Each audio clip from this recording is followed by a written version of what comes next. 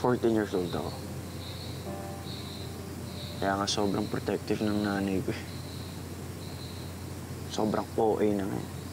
Kapag ka-protective niya sa akin, gusto ko nang kumawala. Kaya lang naman siya overprotective. Kasi mahal na mahal ka niya. Swerte niyo nga eh. Hindi niyo ba alam yun? Oo naman. Magkaiba lang yung sitwasyon natin. Pero parehas natin gustong kumawala. Pareho lang pala tayo.